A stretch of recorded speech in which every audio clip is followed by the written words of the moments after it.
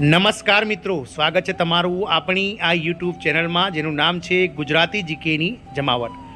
મિત્રો, આપ સૌ જાણો છો તે પ્રમાણે અગાઉ 2 દિવસ પહેલાં જ માનનીય મુખ્યમંત્રી શ્રી ભૂપેન્દ્રભાઈ પટેલની અધ્યક્ષતામાં મળેલી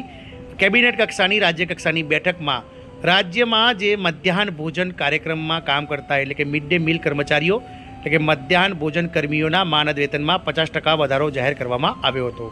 તદુપરાંત મિત્રો, ગત ઓગસ્ટ મહિનામાં સરકાર દ્વારા જે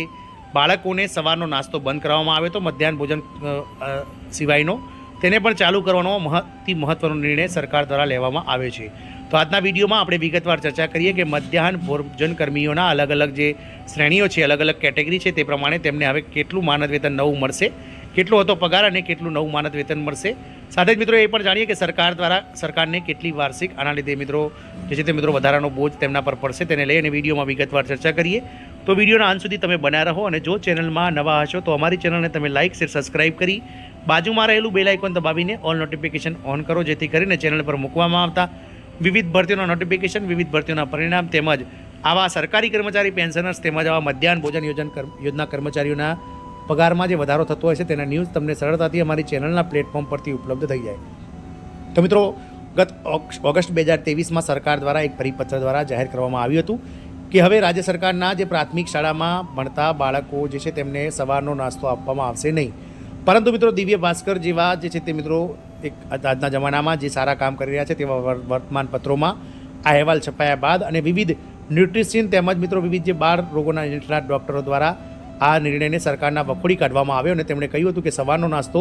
એ બાળકોના વિકાસ માટે ખૂબ જ જરૂરી હોય છે. તેથી સરકાર દ્વારા હવે આ બાબતને લઈ અને યુટર્ન મારવામાં આવ્યો છે, જેથી ગત 2 દિવસ પહેલાં જ માનનીય મુખ્યમંત્રી શ્રી ભૂપેન્દ્રભાઈ પટેલની અધ્યક્ષતામાં મળેલી કેબિનેટની બેઠકમાં મિત્રો સરકાર દ્વારા યુટર્ન લઈ અને આ મધ્યાહન ભોજન કર્મીઓના માનદ વેતનમાં જે વર્ષોથી વણુકેલો પ્રશ્ન હતો તેમાં 50%નો વધારો કરવાની સાથે જ જે ઓગસ્ટ 2024માં જે મિત્રો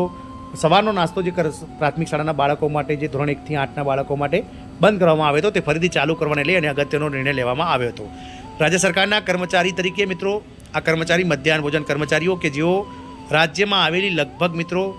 જે પ્રાથમિક શાળાઓ છે 13-14 હજાર વધારે શાળાઓ, તો તમામ શાળાઓમાં મધ્યાહન ભોજન કર્મીઓ જે છે તે મિત્રો બાલવાટિકાથી લઈ અને ધોરણ 8ના બાળકોને જે છે તે મિત્રો મધ્યાહન ભોજન બનાવી અને પીરસવાનું કામ કરે છે. આથી મિત્રો ઘણા લાંબા સમયથી આ મધ્યાહન ભોજન કર્મીઓ સરકાર સમક્ષ પોતાના માનદ વેતનમાં વધારો કરવાને લઈ અને સરકાર સામે મિત્રો આંદોલને ચડ્યા હતા. આપ સૌને જણાવી દઈએ કે ખૂબ જ નજીવા માનદ વેતનથી આ કર્મચારીઓ કામ કરે છે, જેમાં સંચાલક જે છે તે તેમજ રસોઈયા એટલે કે કુક અને સહાયક એટલે કે હેલ્પર, આ 3 કેટેગરી જે છે તે મિત્રો આ મધ્યાહન ભોજન તૈયાર કરવામાં અતિ મહત્વનો રોલ ભજવતા હોય છે. આપ સૌને જણાવી દઈએ કે મિત્રો મધ્યાહન ભોજન સંચાલકને 3000 રૂપિયા માસિક વેતન અત્યાર સુધી ચૂકવાતું હતું,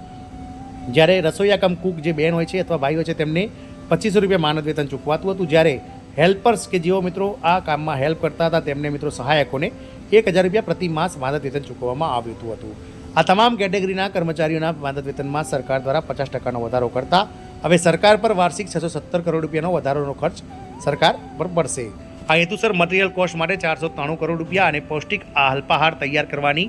વધારાની કામગીરી માટે માનદ વેતન ધારકોને 50% માનદ વેતન વધારવા માટે રૂપિયા 124 કરોડ મળીને મુખ્યમંત્રી પૌષ્ટિક અલ્પાહાર યોજના માટે સમગ્ર રહેતા વાર્ષિક 617 કરોડ રૂપિયાનો વધારાનો ખર્ચ રાજ્ય સરકાર પર પડશે અને રાજ્ય સરકાર તેને ભોજવશે. તદુપરાંત પીએમ પોષણ યોજનામાં માનદ વેતન ધારક સંચાલકોને જે પહેલાં રૂપિયા 3000 માસિક વેતન મળતું હતું તેમાં 1500 રૂપિયાનો વધારો કરી અને માસિક 4500 રૂપિયા માસિક વેતન ચૂકવવામાં આવશે. 26 કે તેથી વધુ વિદ્યાર્થીઓ ધરાવતી શાળાઓના કુક કમ હેલ્પર એટલે કે જે રસોઈયા હોય છે તેમને માસિક મિત્રો 2500 રૂપિયા માનદ વેતન ચૂકવવામાં આવતું હતું, તેમને હવે મિત્રો 1250 રૂપિયા માસિક વેતન 50%ના ધોરણે વધતા નવું માનદ વેતન 3750 રૂપિયા તથા નાની શાળાઓ માટે વધારાના સ્ટાફ હેલ્પરને એટલે કે જે હેલ્પર્સ હતા તેમને માસિક 1000 રૂપિયા ચૂકવવામાં આવતા તેમના માનદ વેતનમાં 500 રૂપિયાનો વધારો કરી અને 1500 રૂપિયા માનદ વેતન આપવાની જાહેરાત રાજ્ય સરકાર દ્વારા કરવામાં આવતી હતી. ક્યાંક ને ક્યાંક મિત્રો કર્મચારીઓને આ માનદ વેતનનો વધારો આજની મોંઘવારીના સમયમાં તેમના જે